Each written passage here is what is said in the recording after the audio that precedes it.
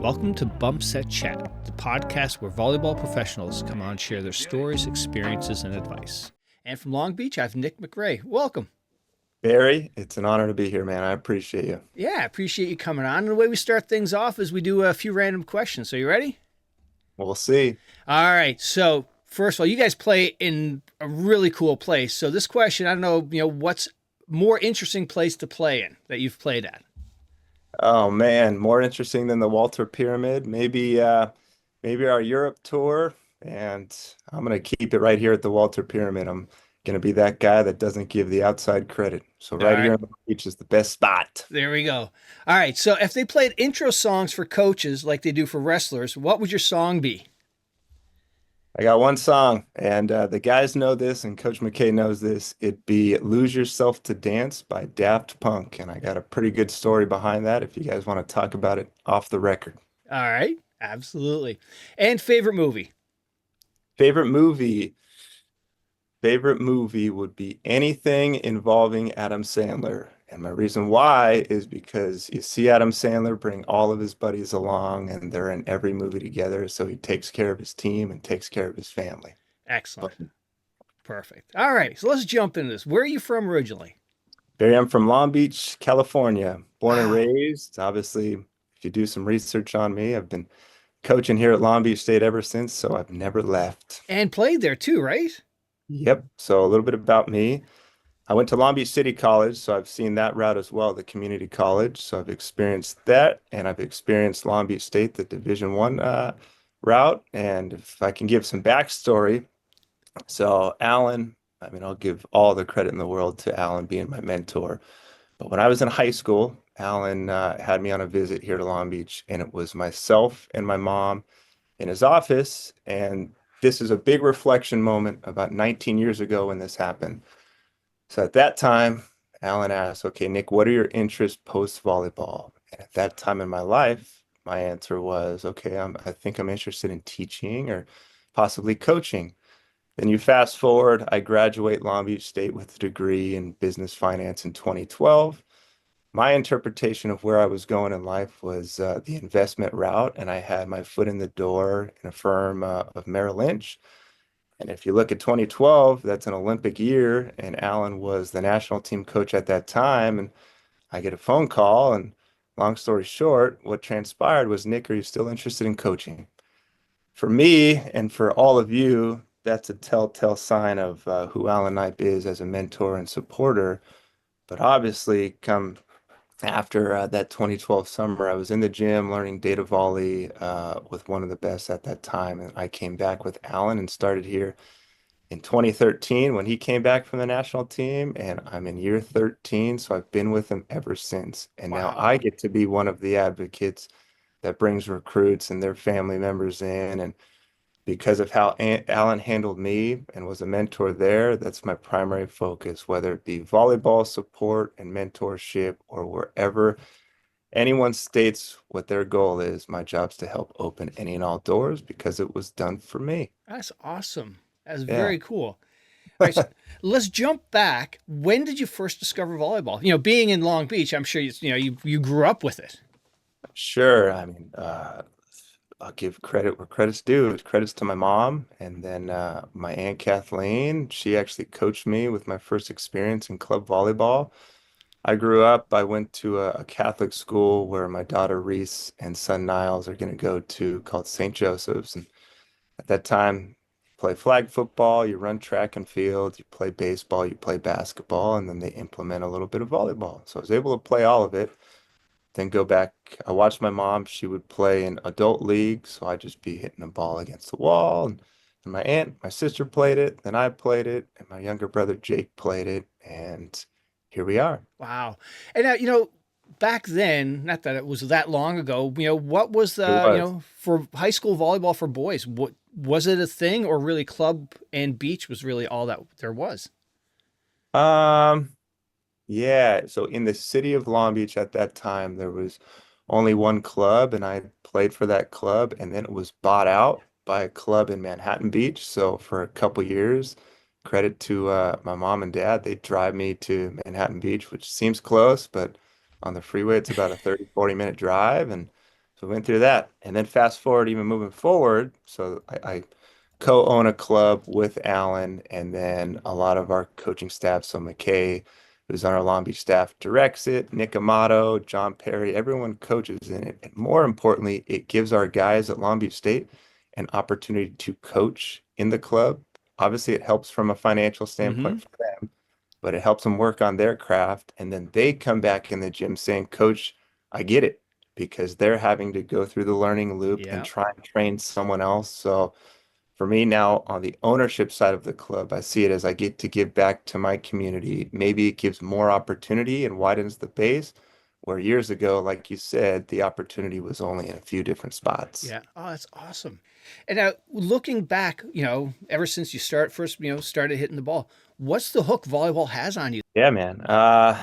Let's make sure we circle back and go over leadership. But I'm still in it, and I've never left Long Beach, and I'm not even a head coach. So, I mean, that's again a credit to the people that I surround myself with. And this is my wife, Ashley. I hear her in my ear right now. Nick, you're most like the five people you surround yourself with. So, to the outside world, if you were to ask someone like, hey, who does Nick surround himself with?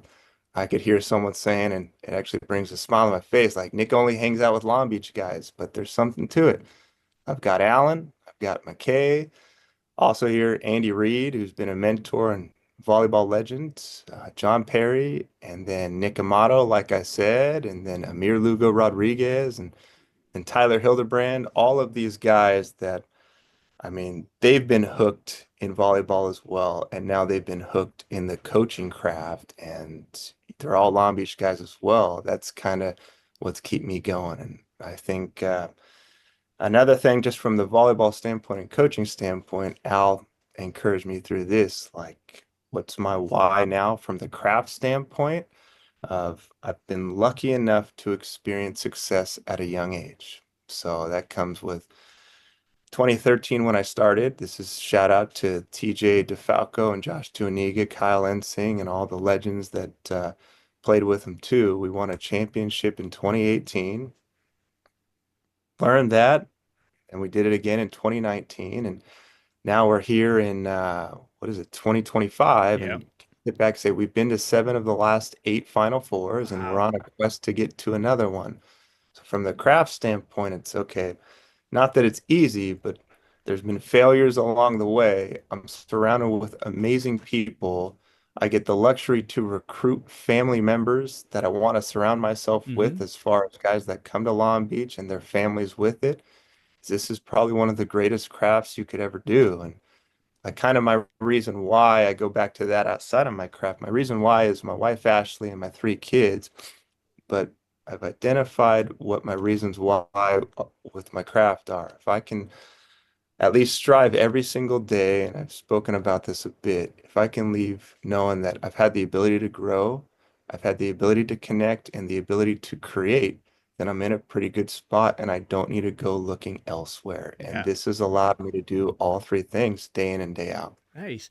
And speaking of your craft, being a coach is not an easy career at all. I don't think many people realize the sacrifice, the commitment, because often, especially in the assistant side of things, it's 1 year contracts. And with a family, it is yeah, not easy.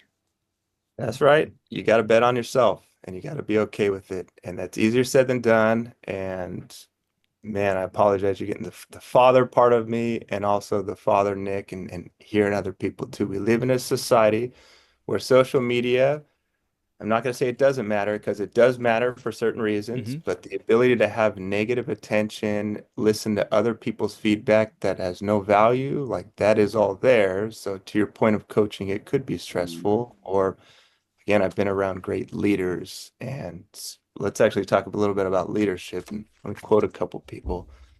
Kirby Smart from Georgia football. I love what he says. And he says, you'll have to make hard decisions that negatively impact people you care about. You'll be disliked despite your best attempts to do what's best for most. And you'll be misunderstood and always won't have the opportunity to defend yourself. So I've taken that. I've taken so many lessons learned of, again, all those coaches I stated, but with my mentor, Alan Knipe, and I try and package that. So when I go and when I talk to our Long Beach guys, or I talk to kids in youth sports, or when I go and run NTDP with USA events, I have the youngest group of U17 guys. So it's their first time coming in representing USA, knowing there's plenty of nerves, there's plenty of outside Yeah. noise. When I state, okay, guys, one of our primary objectives is to be a good leader, and here's what that is. And it's two things. It's when you're having the best day and times are amazing, you have one focus. It's to bring others with you. Is to deflect the praise, bring as many people with you. That's number one. And then number two, when times are tough and when times are bad and when times are hard, do not pass blame outwards. Try and take full ownership. Yeah. That's we state that, I mean, I'm saying that to our youth. That's what I try and live by too. There's good days and bad days. When they're good, let's try and bring others with us. And when they're bad, just take ownership. And obviously, I've been around good leaders and good parents, and I try and do the same as well. Yeah. And speaking of leadership, something that's, unique with, college coaching is every year you're cycling in new kids and cycling Right. out old. How do you maintain leadership? Is leadership something that you can teach, or just it's a something natural that the kids you're finding have? One of the biggest questions, I mean, I'll go over all of it, and I know my road's all here, but I'll keep moving forward. Like, the primary question is, how does an individual or how does a leader treat failure? And I think that's how you learn most about anyone. That's how you learn most about yourself. And it's easy when times are amazing, but how do you treat failure? And we've talked about ownership. For me, the roadmap would be, okay, obviously you own it, you try and embrace it, and you try and learn from it. You remain calm, you try and problem solve and possibly take action. And then you continue to move forward no matter what. And through all of it, knowing that there could be plenty of different perspectives out there, the only perspective matters or that matters is your perspective. So are you willing to put your name on something? So that's for me from a leadership standpoint, but then you try and relate that to all of the guys, knowing right now we have 24 guys on our roster. All 24 don't have to be the same.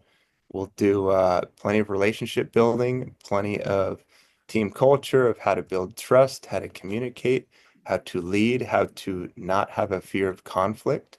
And the best times or the best growth that comes from all of this is okay, when you fail or when you're trying something new that doesn't work for you.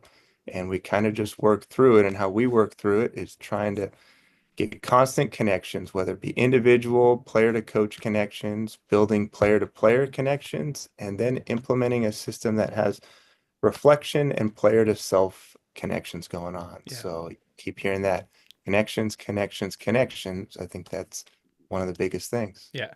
And up until this point, we haven't talked any X's and O's and That's typically okay. when you think of a coach, you think of X's and O's, but that's not the case anymore, is it? It's what I said, man. My personal process is I like to grow, I like to connect, I like to create. Yeah. So some things from the outside world, not even X's and O's, like you talk recruiting or people ask, Nick, what are you guys looking for at Long Beach State or Nick MacRae or from a recruiting process, we're looking for the ability to problem solve. So if we are just looking rudimentary X's and O's, not worrying about anything from the mental side of, okay, I'd like to be able to look down the bench and do I have someone that can help solve this tactical problem? The easy ones, if you look for the biggest arm, the biggest size, who's the most physical, the biggest jumper, yada, yada, or who's literally the best in each skill set, who has the best IQ, who's the best team guy, who's the hardest worker. Like, okay, that's eight different guys. But when you're building a roster of 24, then it's who can be the triple threat, who has three really good characteristics from the volleyball standpoint. You go from there, and then we'll actually have our recruits and our guys do characteristic skill set evaluation quizzes. Personally, I just like to learn and get as much research, and I speak for we, this comes from Alan and our program as well. We want to have an excellent starting base of having as much knowledge as possible of how our guys work. So then we can implement support systems through us or off the court to help each guy individually. But Yeah. then back to the volleyball, if you're trying to flourish in water like, okay, everyone should have an ego and they all have an individual goal.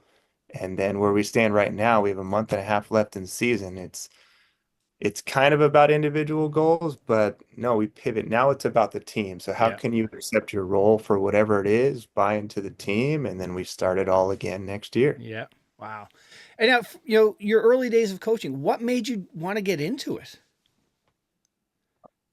That's Because a here great. you are, you had a full, you had a career Yeah. ready to go. Merrill Lynch, I think it was Merrill Lynch, right? Yep. And you said, I want this coaching thing. It's good people. Yeah. It's literally, I'll give it all to Allen and I give respect to Tyler Hildebrand.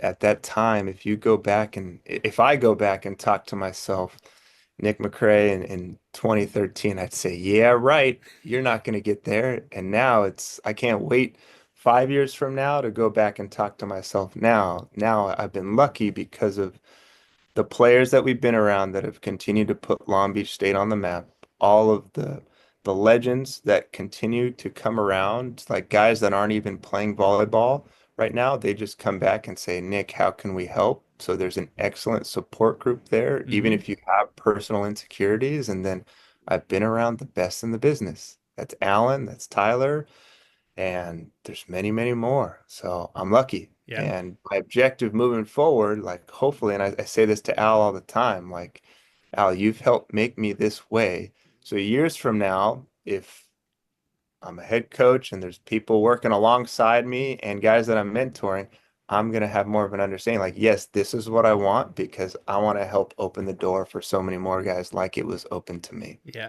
Nice. And looking back at, if you could go back to 2013, Nick, what advice would you tell him as he's ready to start his coaching career?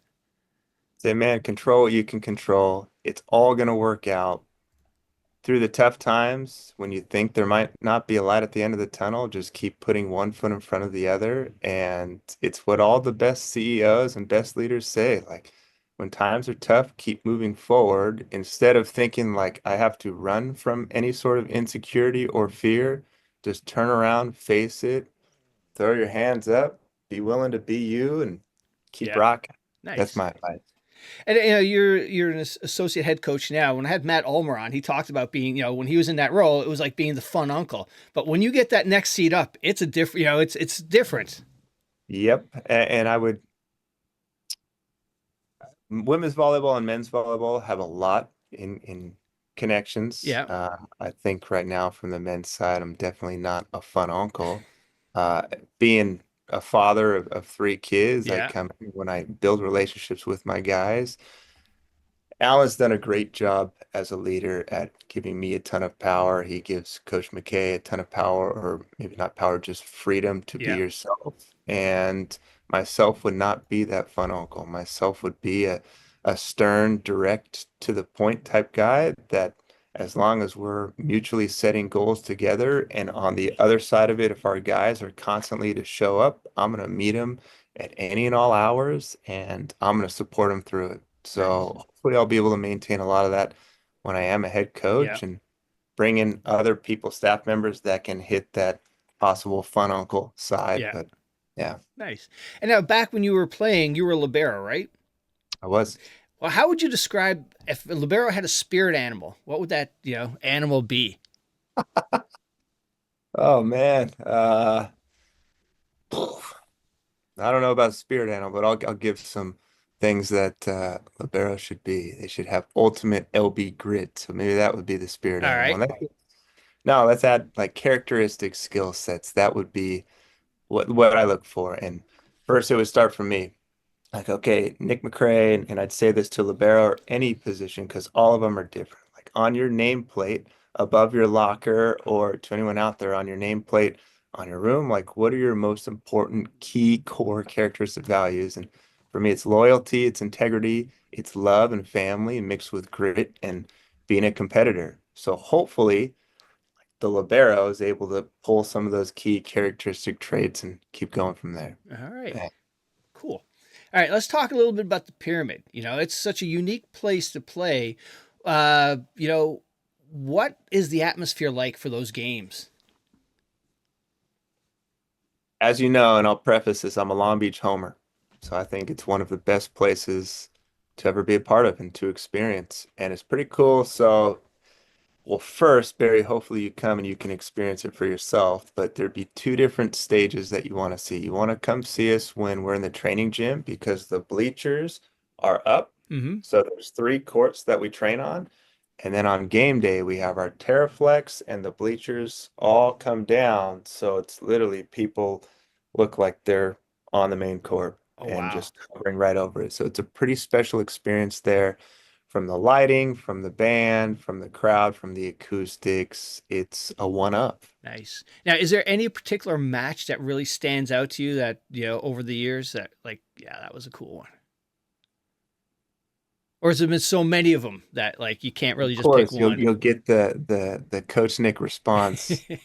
The next match is the best match, There you Barry. We go. all know that, and we got some big matches this week, of course. But yeah, when I get to sit back and reflect, like we won a national championship right here on our home court. How many people in their career? Well, first, how many coaches and players in their career can say they've won a national Hmm. championship? But then from that group and that pot, how many can say you've been able to do it right there with your hometown supporting you? And this is the guy I'm born and raised right here in Long Beach. So if I had to circle one right now, that's that one. But then back to this lens of, hey, Barry, I'd like to get some more of those too. Yeah.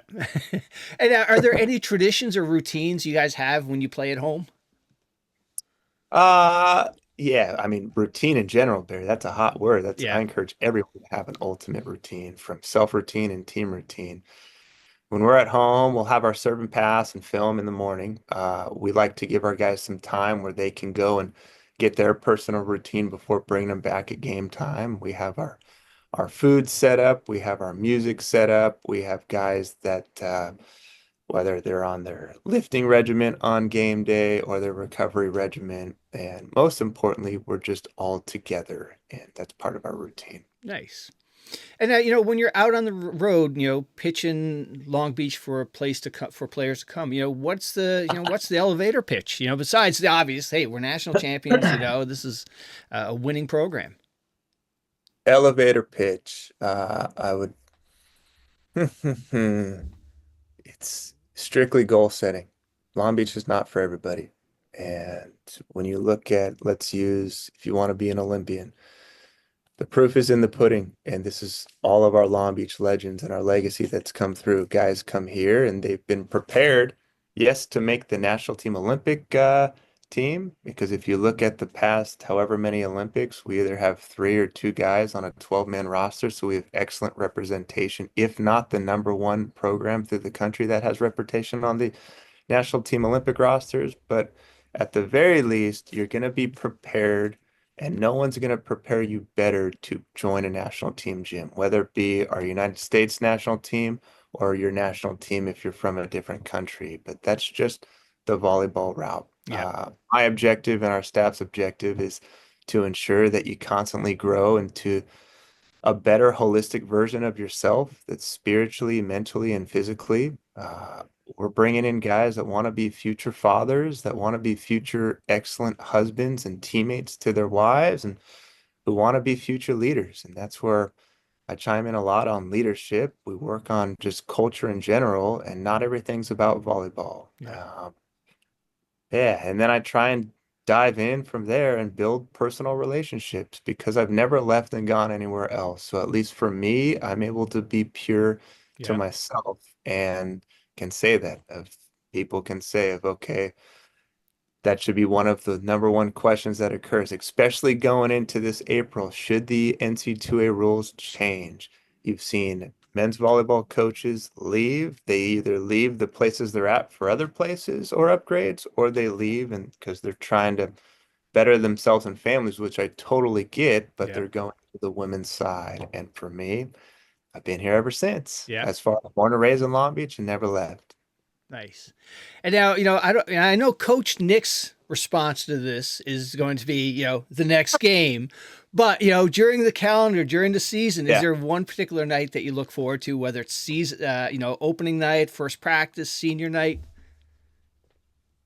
Yeah, I mean, yes, Barry, let me say that response again. It's all about the next match because the routine and going back to it, like Everyone's looking forward to sellout crowds. Everyone's looking towards Final Four type matches or opponents that you're projecting you're going to see in Final Four matches or national championship type experience. Now, to go back like to the 2013 team or the 2014 team, the teams that didn't get to experience the Final Four experience, that's also my reflection of why. And coming and hearing Alan as well, we try and keep ourselves and our teams present in the day-to-day moment. And to keep going with that, of the expectation, as we all know, the expectations to play in those big moments at the end of the year. Yeah. And how do you keep your guys from not truly focused here and the outside noise that we've already addressed as well? People saying, okay, you guys are literally in the lead, if not number two or number three in every stat category, from your hitting efficiency, from your blocking, from your service aces, from this. Like, you guys are doing awesome. But then inside our bubble, it's okay, guys, we get it. We can acknowledge all the good that we're going for. We know where we're trying to go. Can we literally strive to get a little bit better every single day? So the past couple weeks, that's all we talk about. And Al's awesome. He lets me run the Monday practices. So on the board, all we write is, okay, areas that we can have a heightened attention to detail, and what areas are we going to go for more? And we'll literally write up 25 different variables that it's okay, can we improve in these 25 areas? So if some teams, if you write that up, it can be received as like, holy moly, coach, you're continuing to ask for more. This is like, can't you just give us some positive love and Right. credit? We're Yeah. doing it.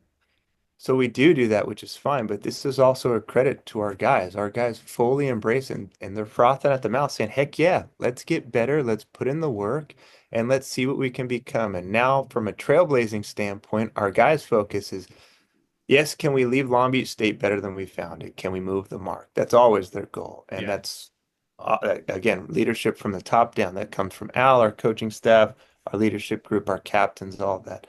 But now it's okay, can we move the mark for NC2A men's volleyball and how the game is played and trying to evolve the sport? Then you're able to kind of tap into that creative, fun side of it as Yeah. well. And you get to collab that with the competitor to keep striving for more. Nice. And with volleyball, there's is a huge physical sport, but there's a mental aspect side of things. Especially when you're bringing in the freshmen. They're the Yep. alphas that were just dominating in club. Now they're coming in, and now they've got to adjust to maybe sitting their role. How do you not lose them during the course of the season? It's hard. And I say that, and I even have meetings this week and like everything, Barry. So I say we have check-ins, Yeah. one-on-one check-ins, positional check-ins, small group check-ins, guys who are starting check-ins, guys who aren't playing check-ins. It's all about check-ins. And as long as you're direct, you keep that trust. And even if you agree to disagree, like, you're at least there. So there's no magic template, but check-ins are definitely one. And then you can address the elephant in the room of, hey, guess what? It's hard. And especially for those freshmen, it's their first time going through it, their first time possibly ever hearing no. Yeah. So lessons learned, if you're a parent or a coach, like how to help implement that to your kids. And I'm soaking all this in for being a parent too. Right. It's okay to hear no, and then it goes back what I brought up earlier. How are they going to treat failure? It's not failure to me or the team. It might be failure in their lens to then just address it, set the roadmap. How can we control, or what variables can we control today? And then ensuring that in the practice gym, maybe not everybody's getting the 6-on-6 reps with the small unit at the end. But when we have those three courts going, for me, for Mackay, for Andy Reid, we're ensuring that our job is to ensure we're doing our best to deliver reps to every single guy. So at least every guy can get film on themselves.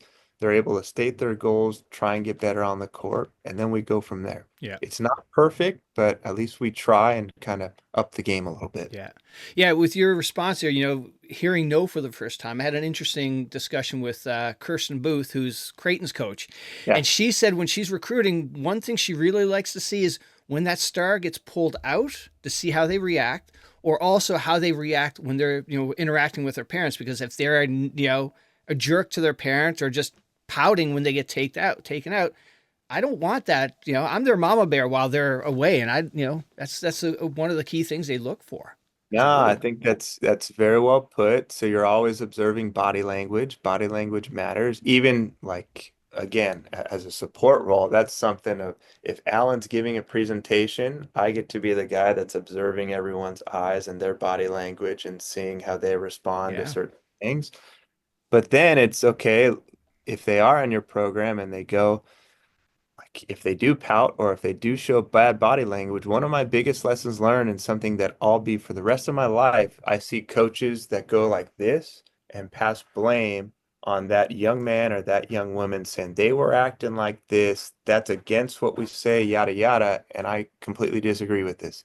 It's our job as coaches and leaders to, when we do see that, bring them along, take them with us, help them through it, and give them second and third chances to help them better themselves. Because we are the ones that are in the leadership roles, and they're the ones that they're 17 to 23 years old. But sometimes the noise outside is like, oh my goodness, that person's a terrible teammate, or that person's this. It's like, really? You just get to sit back behind your computer or keyboard Yeah. and gods? No, if you're in that position and everyone I've been around, that's one of the best things that I take away. Maybe that's why I only surround myself with Long Beach guys because I see other people just stiff arming Yeah. people. Like, no, you bring your people along with you. And that's something I've noticed. Old. I'm old as dirt. What I've the old school coaches are like yell, yell, yell, one way directional. But since starting this podcast with a bunch of the volleyball coaches, it is the successful ones are the ones that are two-way communication. Just like why did you do? What went wrong there? Instead of just like you said, just placing the blame. There are days that your team may need it, and those days that you might see that possible old school mentality, it'd be on a Monday or a Tuesday when you know you don't have a game day the next week or Yeah. the next day, so you have some time to respond, or you come out and you're trying to poke the bear a little bit to get a natural response to with everything we said, like, oh, coach, maybe we made it. We just won back-to-back games. Nope, Monday, let's go. Yeah. But at the end of it, it has to be the guys or the women on the court that are taking this thing where it needs to go. Yep. Absolutely. And now because you've seen both sides where you work on both sides with the club aspect of things Yeah. and the college side of things. What do you see from the kids coming from club that you would like to see them work more on? Is it more all around skill set, more less focus on individual specialties, like just like you're a middle, you're never going to serve. Don't worry about it. We're not going to teach you how to serve. Things like that. That would be again, Barry. I think that's on the coaches out there. Like the club coaches should never say that as far as hopefully you have let's talk the end in mind Yeah. and let's talk men's volleyball specifically. So men's volleyball at the Olympic level, even now, okay, men's volleyball NC2A level, we only have six subs. So that's different women's volleyball NC2A level. They have double the subs. So Yeah. that's where you see the specialists as far as the serve receive specialists. They're running a double sub all the time on in our gym. Everybody has to play all six rotations. Everybody has to serve. Maybe you'll have like a serving sub come in, maybe you'll have some come in, but you can't do that every single time. Yeah. So you said it best of no one should have labels on them. If I'm in charge of youth sports, it's taking off all the labels as far as a coach putting a ceiling saying they can only do this because of who they are right now. It's, dude, if you watch Long Beach State men's volleyball from the outside view, ideally what we, as far as our coaching staff and our guys, would like you to say, it'd be, man, these guys are athletic high flyers. They're very physical, yet they play the sport in a rhythmic, artistic type of manner, and they play very hard and they play together and they look like they're having the time of their life. So you're freeing up athleticism, Mm-hmm. you're freeing up IQ, the ability to work together, competing as hard as they can, and you got to be great in your position. You got to be great in every single skill. And when times aren't good for you, you just got to compete as hard as you can. And advice to the coaches to get back to your point is like, don't label them. At Yeah. least have different practices that you're working on every single skill and get every single student athlete to buy in to have a growth mindset. The fixed mindset is real, and how much of that is because of parenting and leadership, and how much of that is because of external noise and social media. How can we help And this is club coaches to help Yeah. to just build a growth mindset to help free them up to take risks, do things that are new, and be willing to go outside of themselves a little bit. Nice. And for those club players that want to play in that next level, play college, what advice for you? Like, how do you find them? Do they reach out to you? Do you go to the club Point. tournaments? Let's speak for men's volleyball. Yep. I won't act like I know everything with women's volleyball. Men's volleyball, there's 60 to 70 Division One and Two programs put together. You add that with Division Three, NAIA, and community colleges. There's not that many where you have to go to a recruiting service. I would say you do not have to go to a recruiting service. You can do it all yourself. Mm-hmm. So ideally, for me, I'm not hearing from a third party all about you. Ideally, we're building a direct relationship as fast as possible. And sometimes, I mean, that's the user, that's the customer, which is the student athlete. Yep. They're the ones being proactive and trying to market themselves. And from them, they're hearing, or maybe they're not hearing back from the coach, and that's okay. If they don't hear back from the coach, it doesn't mean you need to go to a third party to hear back from the coach. Maybe it just means the coach isn't getting back to you because he's not getting back to you. Maybe that's means something right there. But at least I try, and this is my busy time right now. I try and be proactive and get back to everybody. Yeah. But I'd say proactive. Don't use a recruiting service. Give the facts as far as list the facts first. And then, of course, if we progress in a relationship, we want to get to know you. But the facts would be your volleyball team, put some film on it. What's your next club event? What's your high school? Put your transcript on it so we know the grades. And then you can go and express everything else about yourself in it. All right. Excellent advice. Now you talked earlier a little bit about, the Olympians that you've come through, the players that you've coached, like, TJ DeFalco. What stands out about their game or their approach to training that you like that separates them from the others? Is there something that they had that you just like, wow, that's the commitment or just the drive or just the, sheer athleticism? Yes, yes, yes, and yes. Yeah. They're all into honing in on their craft and they want to be great. And they had a growth mindset and they were amazing competitors. When it didn't go their way and when it wasn't pretty, they had some thick skin and they continued to move forward. And they would, of course, show up and do the extra reps. Now, when I'm gathering with this generation, they're willing, like more and more people are willing to show up and put more to their craft. So now it's how do you separate yourself from them? I mean, yeah, with TJ, with Josh, with Kyle, with the Nikolovs, like some of them are just one ofs. And so for them, it's okay. How can you then correlate their work ethic and Mm-hmm. how can you get them to bring others along with them? And when you look at a Long Beach guy, whether you say the TJ, Josh, Kyle, or Mason Briggs, Clark, Simon Torrey, Aiden Knipe era, and then now with this era of the Nikolovs and Skylar Daniil and Sotos, like every guy that also plays with them shares the key core values of we're going to play the game as hard as we can with it, or if we're losing the point too, and we're going to try and play collectively as a unit as well. You add in all the individual variables to that. All right. And you just talked about the Nikolovs. You've got a very special player there. I may butcher his name, Moni? Moni, Moni. He's got some excitement following him and everything like that. How did you guys land him? I think his brother played there, right? his brother played here, and I mean, you can ask him this when you have him on your podcast after the season so he can give his story. Yeah. And I encourage you to reach out to his brother Alex as well and have their dad Vlado Oh. on as well. So when COVID hit, when COVID, this is taking it back, and I'm glad COVID's not here anymore, but we Mm-hmm. all had to bubble up and we had to recruit via Zoom. Wow. So with Alex Nikolov, the older brother, we were able to have Zooms and package it all together where he came to Long Beach and he was here for a year. And I mean, hopefully he would say that we have an excellent support system. And it goes back to what I said, Alan being a former national team coach and an Olympic coach, I've learned from him. Now we all are able to say as a coaching staff cohesively and collectively together, we have a training regimen in place that can help guys be prepared for their national team. So hopefully Alex will relay that same message. And he gets freshman of the year and player of the year his first year. I think that's the only time that's ever happened. Wow. Then he signed an incredible contract to go play professional volleyball that summer.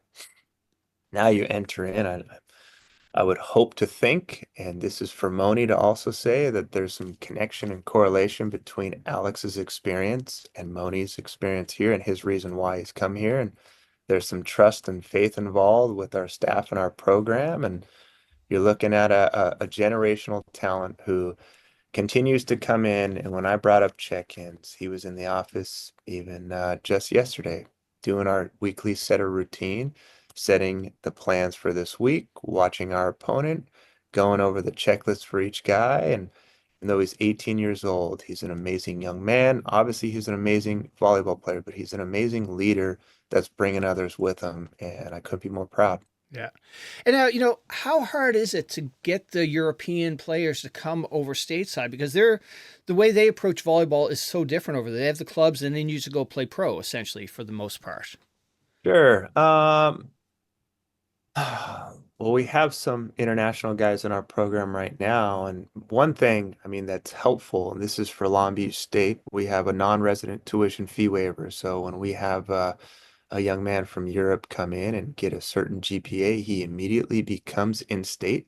So that's helpful going back to what we brought up about the 4.5 scholarships. That's Right. very helpful.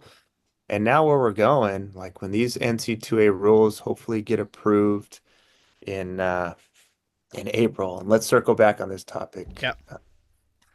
Like now we'll have more and more opportunities to, I mean, deliver positive things, whether it be to in-state guys, to out-of-state guys, and to international guys. But before going there, of going back, now you see the public media, you see the Instagram, you see the Mm-hmm. social, and you see the successes that all of the guys are having in our gym and at some other universities that I think now the antennas are up from guys over there saying, hey, this is actually a really good possibility to come check out. So you'll possibly see more and more coming in the future.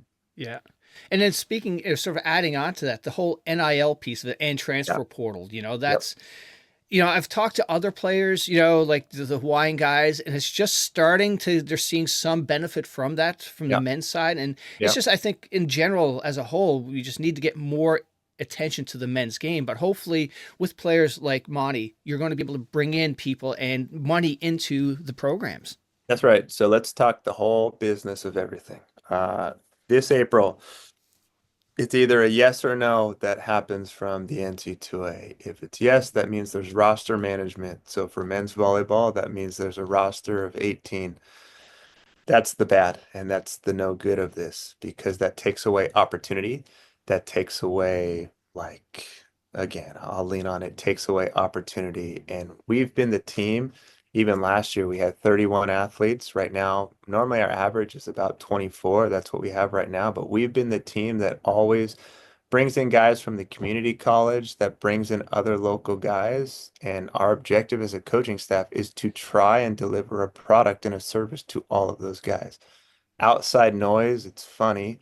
Outside noise is always trying to bash or poke at us, saying Long Beach has too many guys. Well, it's like, hey, if young men want to be here and we're able to try and deliver a holistic experience for all of them, Mm-hmm. that's our choice as a staff to take on. So we've taken great pride, and Alan's done that even before I was on his staff of bringing everybody along with them. So now, if that rule passes, going to 18 is tough and not good for our sport. Right. Now, the good, and I don't know if I'm just at the point of saying it's good or it's because I'm accepting of this is the other side of it. So I'm calling it good and just working on problem solving. The good is you have the ability to give every young man a scholarship. Theoretically, what it would allow, it allow for 18 scholarships. Now it comes down to the university in general. And there's two things that could come up with the university. How many scholarships am I going to fund you? So Mm-hmm. that's what we're working on at Long Beach State. So get as many as we can there. And then from the problem solving standpoint from the coaches, okay, then how many more do I need to fundraise to ensure my entire roster is locked in? So this goes back to leadership and why I'm excited and hopeful that men's volleyball coaches that are staying in their craft, hopefully they're working on this same thing. There's an opportunity out there to deliver more for the student athletes that are on these 18-man rosters. That's just within the university, which is amazing. Then you add in NIL. And there's two kind of forms of NIL, and we've been ahead of the curve. We've had a collective for over a year now that us as coaches were able to go actively be a part of fundraising. So without getting too far into Long Beach Collective, there's two variables that you're looking at. One, is it a 501(c), which means is it a nonprofit or is it through the university? So if it's through the university, people that donate there, they can get a tax write-off, which that's ideal to Yeah. donors. They want to get the tax write-off. Or is it an LLC? And when donors, like they can write it off as marketing for their Mm-hmm. business. Individual donors, they may do it for a short term, but it's not sustainable long term Right. because they don't get the tax write-off.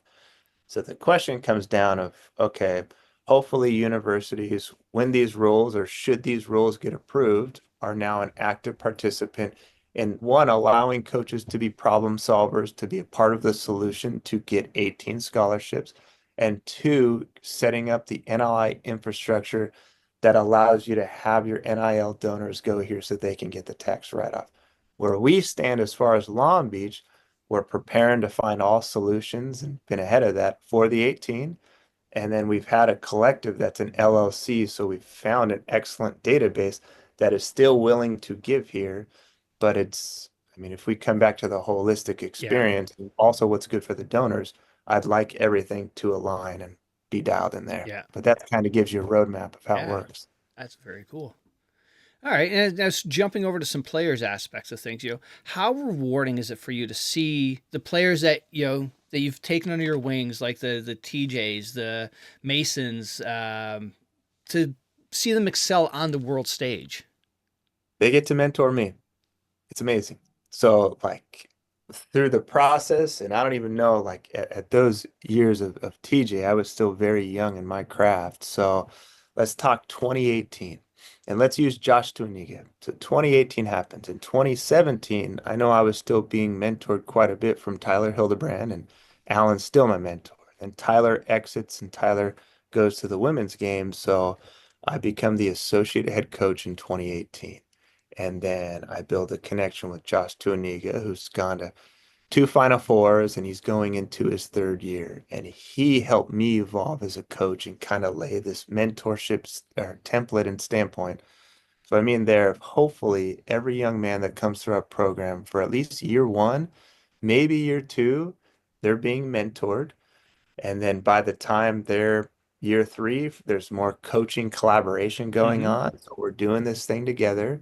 And then by year four, it's okay. How are you going to leave this program better than you found it? How are you going to leave me better than you found me? Yeah, Allowing them to then mentor me. So then by the time they're out of here, they've been mentored. They know what it means to have a mentee. They've had reps being a mentor. And now these guys that are playing the best in the business on an international stage, at the pro level, the Olympics, like they're the mentors. yeah, They're the wizards out there. I just love being a part of the ride. yeah. Yeah. Nice.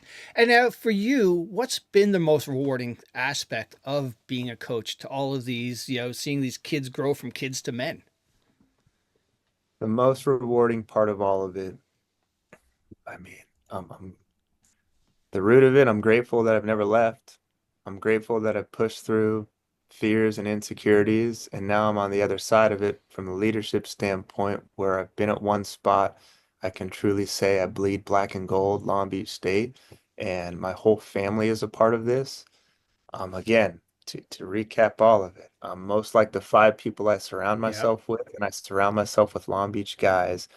So then all of the guys that have come through that are now having families, that are now experiencing all of the goals that they set out for, just like Alan helped me do, I'm just hopeful that I'm a positive light through their quest. And also, they know at any point in their life, they can always call upon me too. So that would be my root and hopefully my legacy. Not only being an excellent father and husband, but legacy. Was I able to personally leave Long Beach State and the guys that I crossed paths with better than I found them? And I'm forever here for them. Nice.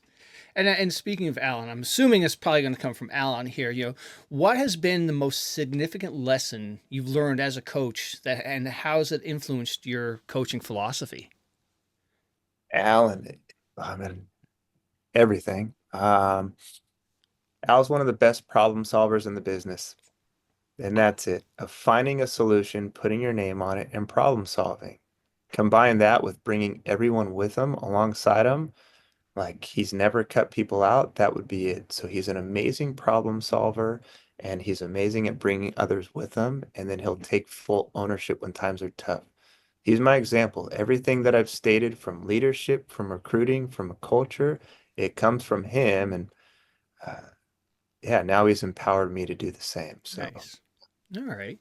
And then, again, you having the club aspect of things along with the college side, it's got to be, you see these new coaches coming in. What words of advice or wisdom do you have for these young aspiring coaches that want to make a positive impact on players? I love it. So Barry, first would be if there's any coach out there, if you haven't even started coaching and you're interested, email me at nick.macrae@csuob.edu. And I'm already doing this. I've got about 45 coaches that I've started a coaching template with. And the first lesson that we went over is everything that I've done myself. It's one, who are you? Like, what are your core characteristic values? So the coach can identify that. And then what's your why?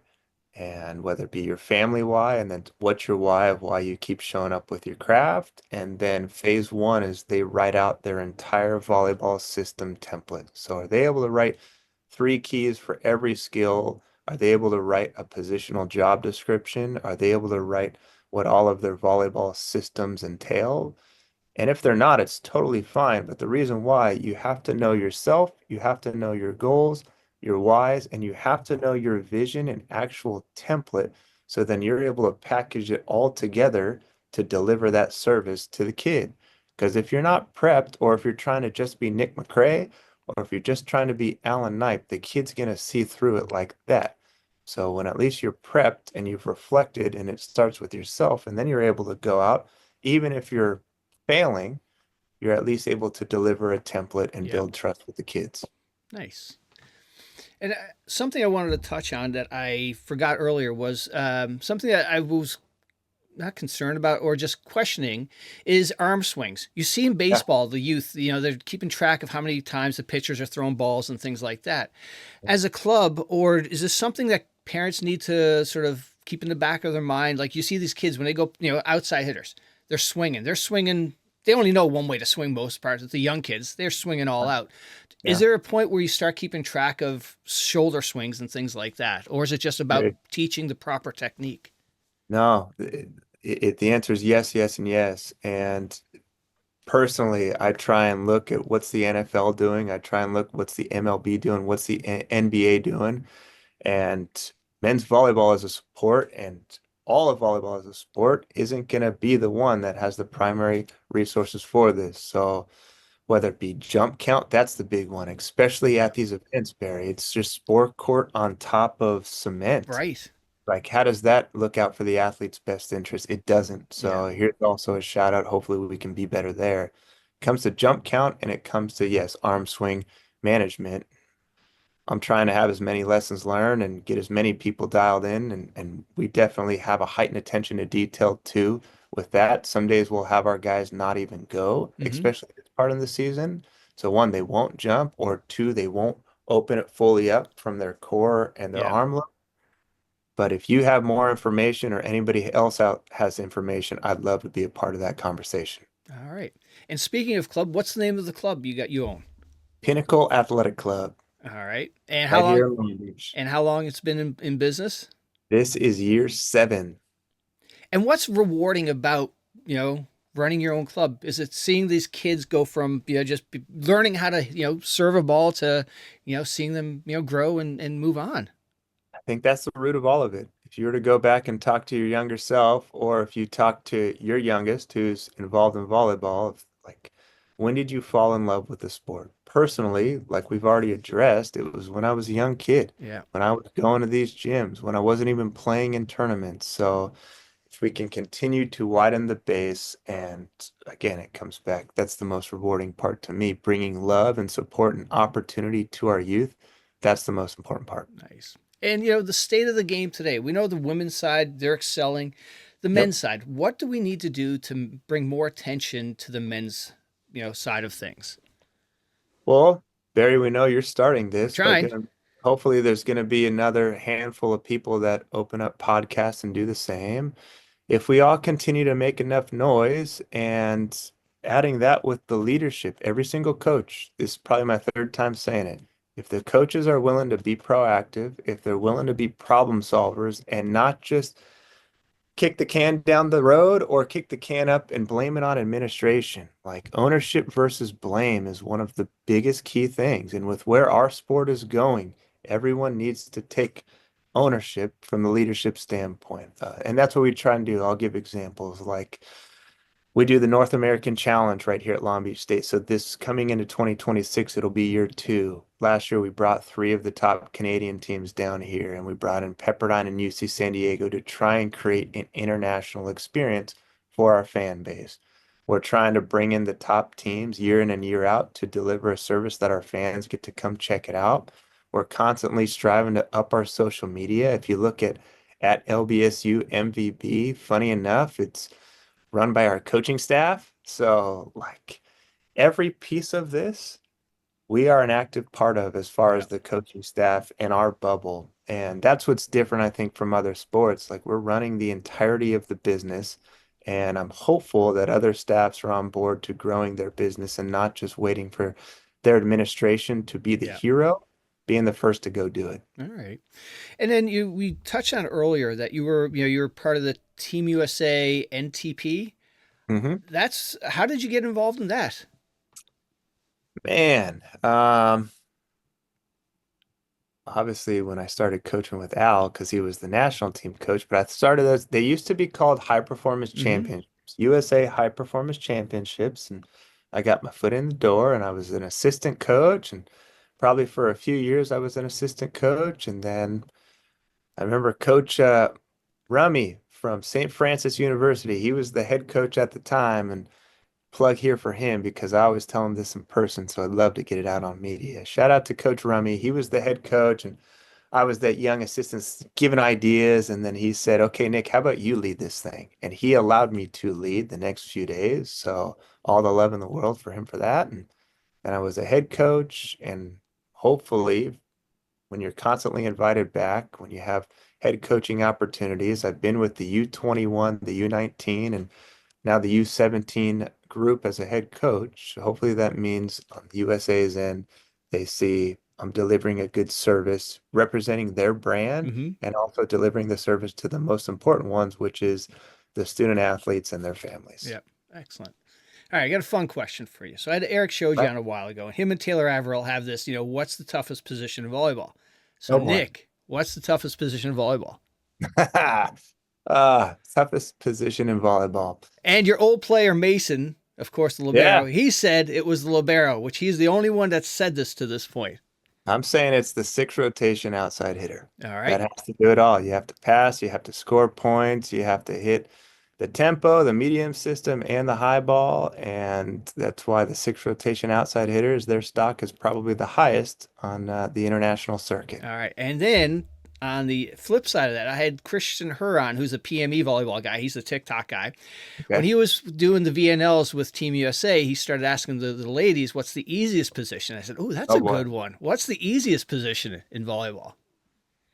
Water boy. Okay, there we go. That's the safest one. Yeah, I've heard people say there's no easy position. It's like, Yeah. yeah, that's true. All right. Well, hey, Nick, what do you like to do away from volleyball when there's no volleyball happening? I know you mentioned you have a few kids, and Yep. I'm sure that keeps you busy as well.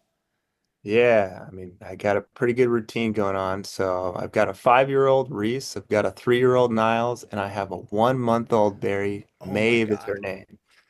So right now, when I'm not here, I wake up at 4:15 every day, absolutely rocking. So when I wake up, I come into the office, and that's where I get to have my own creative, free thinking time and Yeah. plan the day. And that's when I get my workout.